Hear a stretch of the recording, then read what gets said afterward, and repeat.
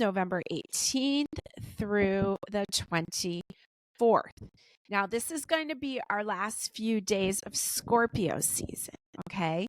And Scorpio season, then we're going to head into Sagittarius season. So we're going from I desire Scorpio or I transform Scorpio into I see Sagittarius. Okay. So all these things that are kind of churning around right now, all these things that are really heightened right now, as we get to the end of these degrees of these planets, we are going to start to see and to question and to wonder and to look at the bigger picture. Sun to Sagittarius. This is my birthday month. Okay, so Monday the 18th. The moon will enter the sign, the watery sign of Cancer at 3:50 a.m. Eastern Standard Time. So Cancer is right across from Capricorn. So that means that Venus in Capricorn and Pluto in Capricorn are going to be right across the moon from the moon. Okay, especially tomorrow on the 19th. So Monday's a little bit lighter day. The moon will be opposite Venus and it has a nice trine with Saturn. Show up in your love relationships, okay? Because the moon opposite Venus, the moon wants something, emotional satisfaction, comfort, and nurturing, and Venus wants you to show up in your relationships, right? To show up in what's important. So there's commitment themes with Venus and Capricorn. Venus and Capricorn's not messing around. When it finally decides what it wants, it likes to commit. Show up in your love relationships. This is the big day between Monday the 18th and Tuesday the 19th, 3:29 p.m. On the 19th, Pluto stations in Aquarius for 20 years. Yeah, I said 20 years. So Pluto doesn't always it's not consistent, its movement. So I think it had 16 years in Capricorn. Now it's going to do 20 years in Aquarius. So yeah, have fun, Aquarians. It's going to be interesting. And I have sympathy for you. I had Pluto in my sign of Sagittarius from 1995 to 2008. But boy, did it help me out. Okay. And it might not be as gentle and warm and fuzzy as you might want, but it's sure going to bring about change and really help you harness your power. Okay. So welcome to the age of Aquarius on Tuesday the 19th. Take good care of yourself. The square between Mercury and Saturn ends. As we move into the 20th, boy, things are spicy. Okay. So this is the last day of Scorpio season. The Leo moon is going to be conjunct together with Mars in Leo. Okay.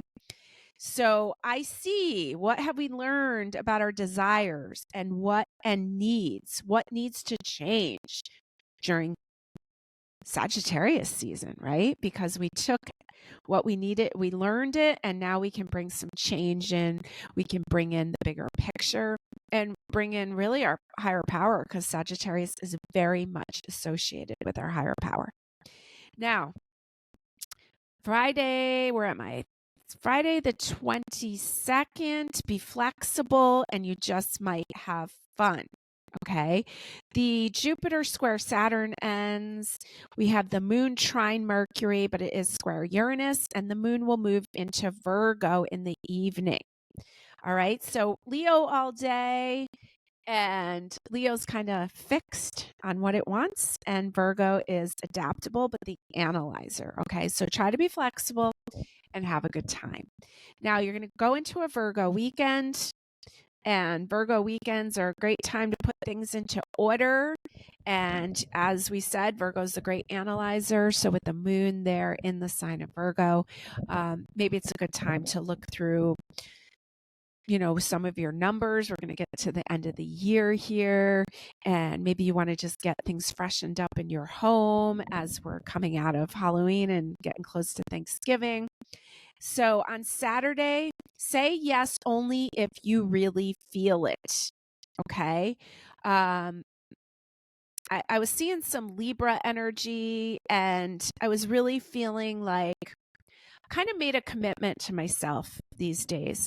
I am asked to do something. And if my immediate response is not yes, then it's a no. And that's something I've really been working on promising myself. And that's what I'm feeling for you over this weekend. So if you really want to, you'll feel it right away.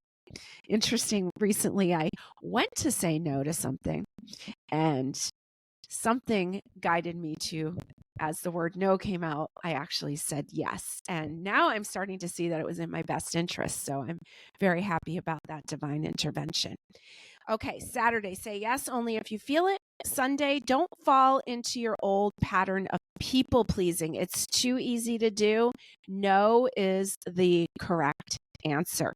This is the last week before Mercury retrograde begins. So remember, make any of your last minute purchases before it begins, because Monday the 25th, we go right into the retrograde. Okay. Now, granted, we are in the shadow period. I'm not doubting that. And I know a lot of astrologers will not make any purchases in the shadow period, but I am not one of them.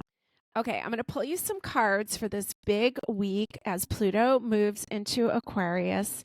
And I haven't looked at any of these cards yet. So let's see what we get here for this week of the 18th through 24th. My first card is the King of Pentacles, the King of Value. And we know this would be like a Capricorn King.